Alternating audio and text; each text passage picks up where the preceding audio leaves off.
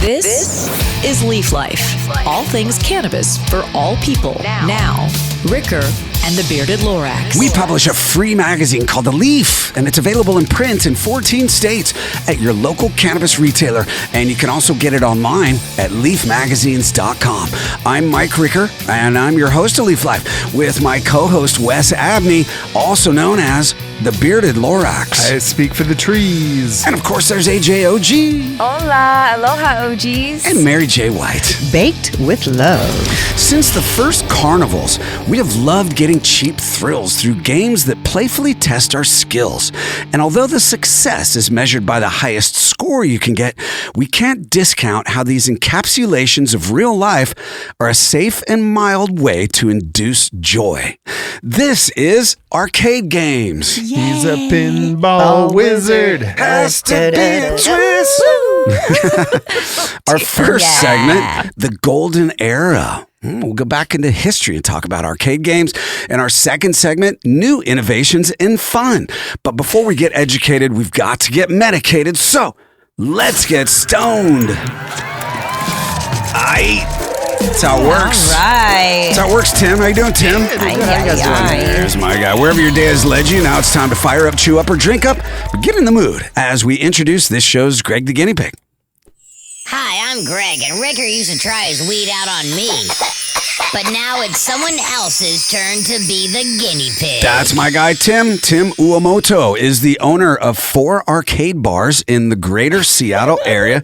He's an arcade games specialist, and coincidentally, we hired him for our Washington Leaf Bowl, our Northwest Leaf Bowl.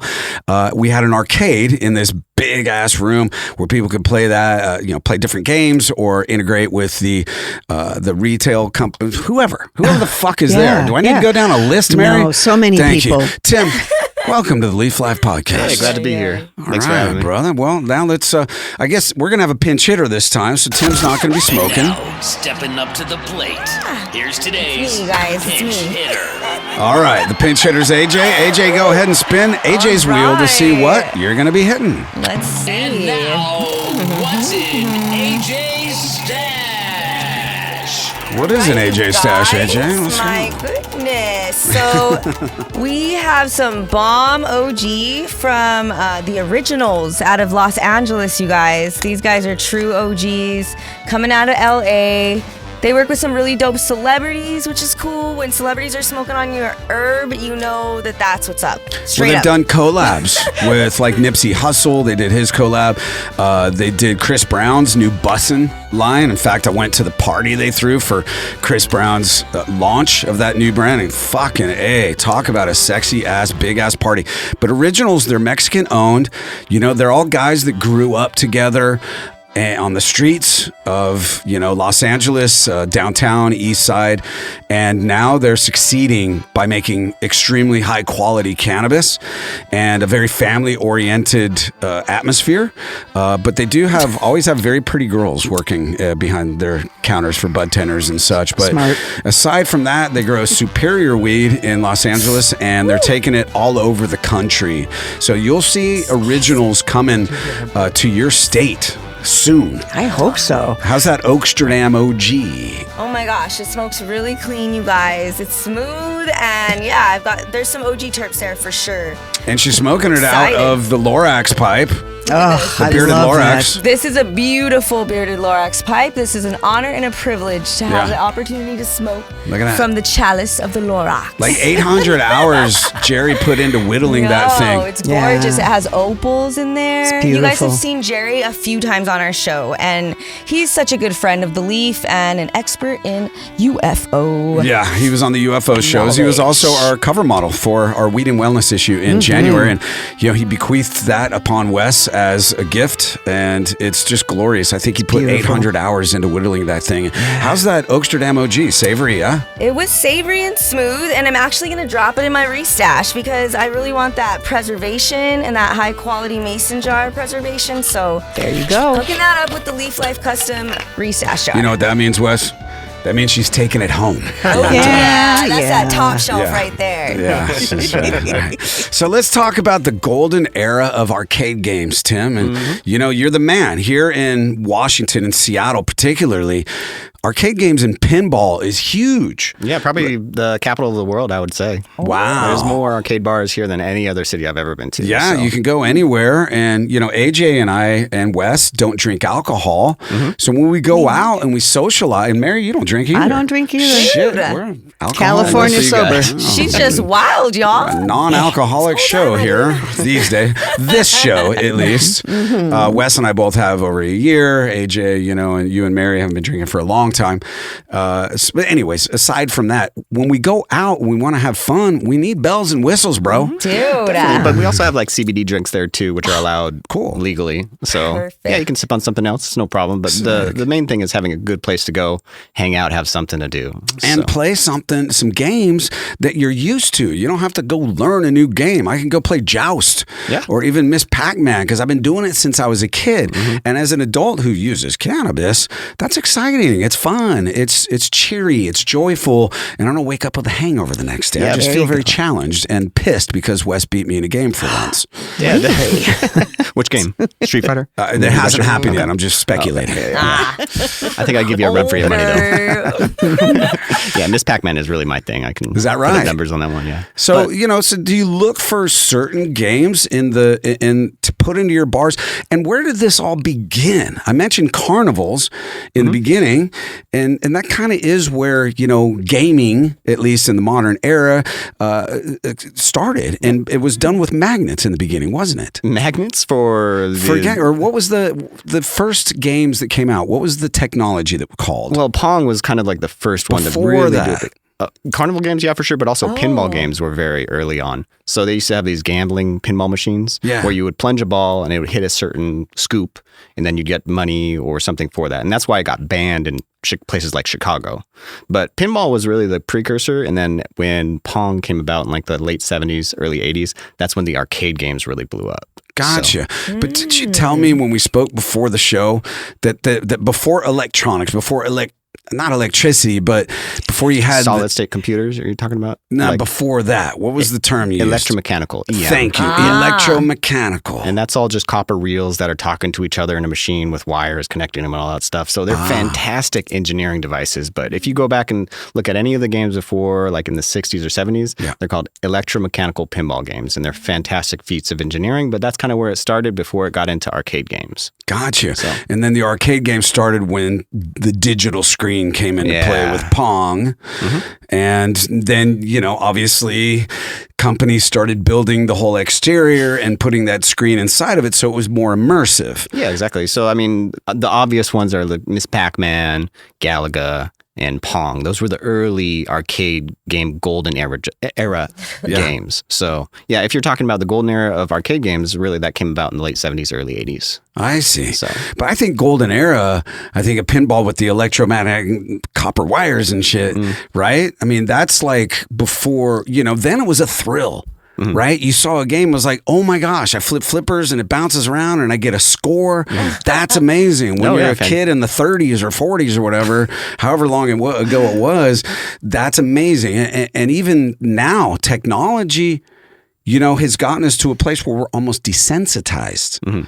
In these games, right? Yeah, it's come down to the phone, right? So everything's on your phone. But before, like when in the golden era of arcades, you had people working on the artwork for the games. The experience was a lot different because you're standing next to somebody. So really, I would say it was a different experience gaming altogether in the 80s, especially because you didn't have access to every single game on your phone at any time of the day. So you drop your quarters, somebody comes and challenges you, create camaraderie with the different people in the arcades, and it's just a fantastic communal experience versus what we have now, which I would argue has gotten away from that quite a bit. I'm a virgin. I've never been to an arcade or played pinball or any of those things. Define virgin. I've never done it. Wait, you've never played an arcade game? Pinball virgin. Has to be a twist. My main question is, how much does it cost? What? A lot of the classic games are still 25 cents. So Time Warp is one of the bars I'm involved in on Capitol Hill. Okay. We have games that are a quarter, 50 cents, and $1. So it just depends on which Okay. game you're playing. But inflation has not affected a lot of the classic arcades. That's good. Yeah. Okay. So Miss Pac-Man, I think, is still 25 cents, and Centipede is still 25 cents. Now, Miss Pac-Man, that's the little yellow lady, right? Yeah, the yellow lady. Okay. See, I know what's up. No, you don't. I really don't. When I was a kid in the 90s, every pizza place had video games. Oh. And so that was like the big draw. It wasn't just the pizza. It was like getting a couple bucks and quarters, playing the games, you know, Need for Speed, Mortal Kombat, Tekken, like kind of where it started to get, you know, computerized. But it was still... like, it was the only place you could go and play those games. Yeah. You didn't have that at home easily. Yeah, and then when the Super Nintendo came out in the 90s, that kind of started taking over a lot of the games like Mortal Kombat and Street Fighter, but like still the graphics and the play were better on the arcade games. But yeah, the Northwest has a rich history of all this stuff. So like Ground Control in Portland and Shorty's, they're kind of like the OGs. So they started this whole experience where you could go have a beer and play video games. And that really wasn't too much of a thing in the 80s that I know of. It was mainly for kids, right? But now you have the kids growing up in the 80s that wanted to still play arcade games. So the pairing of alcohol and arcade games just worked really well. Especially Absolutely. The Dave & Buster's model. Yeah, that works well for different reasons because that's more of a gambling type thing where you have to get tickets and then redeem them for prizes. But the interesting thing about that is the redemption industry is regulated by the gambling industry in Washington State. So if you want to have a kiddie arcade with redemption where they can win little toys, it's regulated by the gambling industry. So it's interesting how things have parted ways. But, you know, It's like training. It's like the training program for gambling. Indoctrination. Yeah, I mean, it hits the same things in your brain when you go to Dave & Buster's as when you're gambling at a casino. So really interesting. We haven't forayed into that yet, but right now we're just focusing on having positive experiences where you can hang out with your friends, have something to do besides drinking, and just, you know, play some pinball. For anybody who doesn't know what Dave & Buster's is, it's a very large restaurant filled with tons of games and a lot of new ones that you've never seen. And in our second segment, we'll talk about new innovations and fun. But first, it's time for you to play, Tim. Don't make it weird. Make it weird. Make it weird. They're gonna make it weird. Here we go. This is Make it uncomfortable. weird. All right, Tim, Yes, sir. whatever you do, don't make it weird. Okay? You down? Yeah, let's do it. Are you going to behave?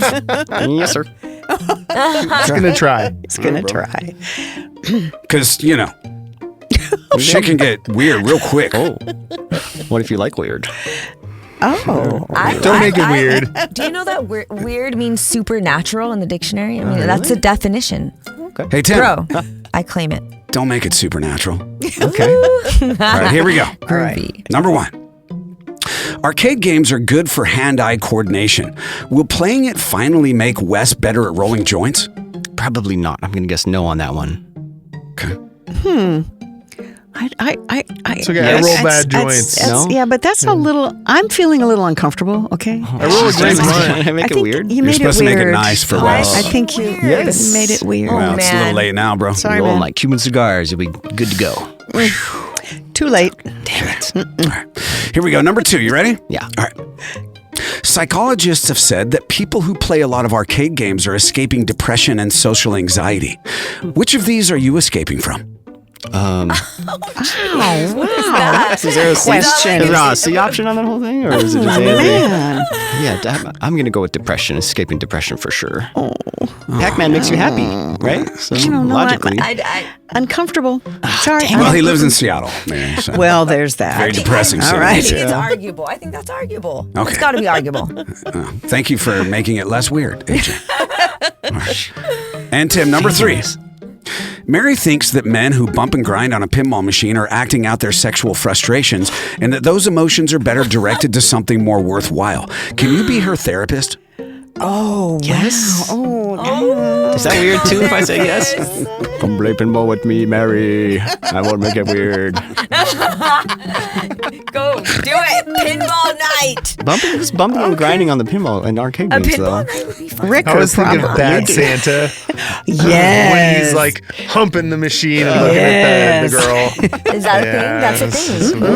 Yes. Great Okay, movie. all right. You can watch it in July. Yeah, just come be weird at my bar. How about that? Oh, The Bad weirder the better. Santa. Yeah. Okay. First time, too? Mm-hmm. Oof. I know. Let's go. If you want to discover cannabis news, reviews, entertainment, and culture, and explore every Leaf magazine at your convenience, search leafmagazines.com. Coming up in our second segment, we'll dive into what new innovations and fun we can look forward to in arcade games. We'll get another spin of AJ's wheel, and we'll kick it all off with another episode of Why Didn't I Think of That? With Mary J. White, who's feeling very weird right now. Leaf Life continues in just a moment. These products have intoxicating effects and may be habit-forming. Marijuana can impair concentration, coordination, and judgment. Do not operate a vehicle or machinery under the influence of this drug. There may be health risks associated with consumption of these products. For use by adults 21 and older. Keep out of the reach of children. Some of the wardrobe, including Ricker Wes's sick lids, is provided by Grassroots California. Check out the dopeness at grassrootscalifornia.com.